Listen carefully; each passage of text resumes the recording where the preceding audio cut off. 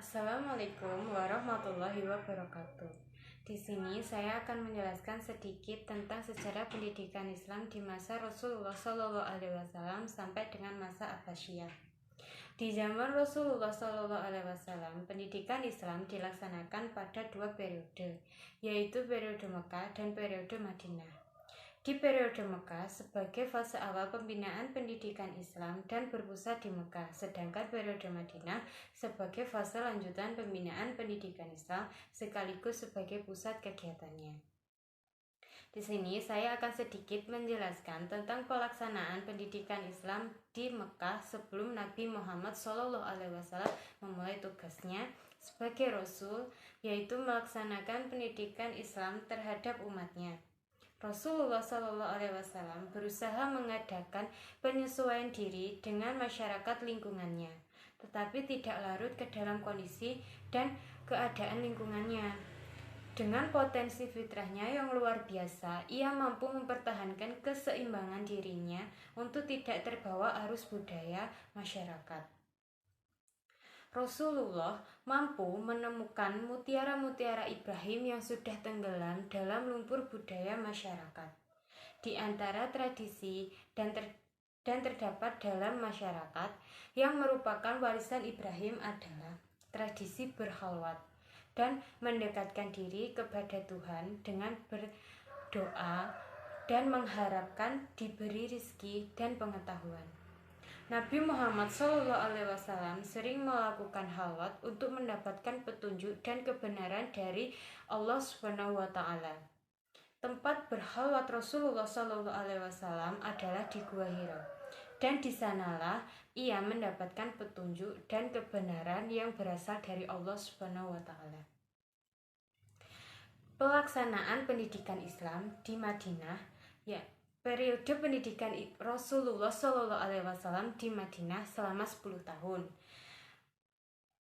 Beliau melanjutkan dari pendidikan yang telah diterima pada periode Mekah. Jika pada periode Mekah, pendidikan Rasulullah SAW memfokuskan diri pada penanaman akidah yang berkaitan dengannya, pada periode Madinah lebih merupakan penyempurnaan proses pendidikan terdahulu, yaitu pembinaan pendidikan difokuskan pada pendidikan sosial dan politik. Dalam hal ini, tujuan pendidikan Rasulullah SAW pada periode Madinah adalah pendidikan pribadi kader Islam yang diarahkan untuk membina aspek-aspek kemanusiaan dalam mengelola dan menjaga kesejahteraan alam semesta. Dengan kata lain, periode Madinah adalah periode spesialisasi pendidikan Rasulullah SAW dalam beberapa bidang yang diperlukan untuk membangun peradaban baru dunia yang berdasarkan pada pendidikan di masa Rasulullah SAW. Selanjutnya masuk ke dalam pendidikan masa Khulafaur Rasyidin. Di masa Khulafaur Rasyidin memiliki 4 masa. Yang pertama yaitu masa Khalifah Abu Bakar Wahyu. Pola pendidikan pada masa Khalifah Abu Bakar Wahyu pada umumnya masih seperti pola pendidikan masa Nubuwah, baik dari segi materi pendidikan maupun lembaga pendidikan.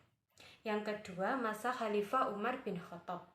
Peranan Umar dalam sejarah Islam masa permulaan merupakan yang paling menonjol karena perluasan wilayahnya, di samping kebijakan-kebijakan politik yang lainnya.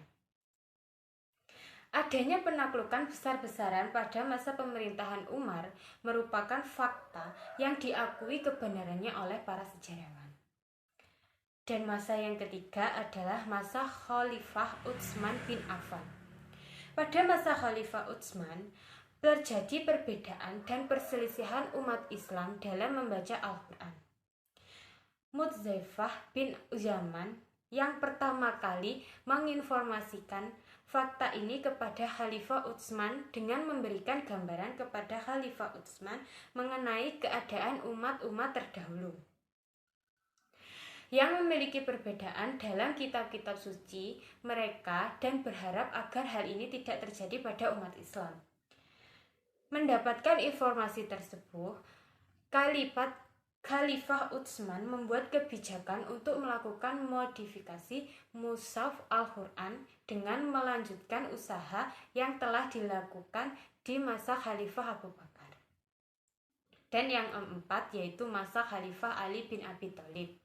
Materi pendidikannya mengalami sedikit perkembangan secara parsial dan tidak merata, tergantung kemampuan para guru dalam menjelaskan atau menangkal berbagai paham yang menyimpan pada waktu itu, sehingga memberikan dampak pada berkembangnya kajian-kajian hukum Islam yang berlaku pada masa itu. Pendidikan di masa Daulah Umayyah. Kemajuan dalam bidang pendidikan di masa Daulah Umayyah ini yaitu berkaitan erat dengan stabilnya situasi politik dalam negeri pemerintahan Islam yang dikendalikan oleh dinasti Bani Umayyah. Dalam negara yang stabil, perhatian kaum muslimin diarahkan untuk membangun peradaban, ilmu pengetahuan, dan lain sebagainya. Hal ini tidak lain karena adanya hubungan atau persentuhan dan kontak budaya dengan bangsa-bangsa lain yang telah ditaklukkan. Sebab itu, masa Bani Umayyah ini terkenal dengan fanatisme Arab dan fanatisme Islam. Setelah masa Khulafaur Rasyidin, barulah masuk ke dalam zaman pemerintahan dinasti Abbasiyah. Dinasti Abbasiyah dikenal sebagai Yaman keemasan dan kejayaan Islam. Secara politis, para khalifah betul-betul tokoh yang kuat dan cinta ilmu pengetahuan sekaligus merupakan pusat kekuasaan politik dan agama. Di sisi lain, kemakmuran masyarakat pada saat ini mencapai tingkat tertinggi. Pada masa ini pula, umat Islam banyak melakukan kajian kritis terhadap ilmu pengetahuan sehingga berhasil menyiapkan landasan bagi perkembangan filsafat dan ilmu pengetahuan dalam Islam. Dalam dinasti Abbasiyah, menyumbang banyak peran penting dalam soal alih bahasa atau terjemahan. Penerjemahan karya-karya penting sebenarnya sudah dimulai sejak pertengahan dinasti Umayyah ketika kekuasaan beralih ke tangan dinasti Abbasiyah. Kegiatan penerjemahan ke dalam bahasa Arab semakin marak dan dilakukan secara besar-besaran.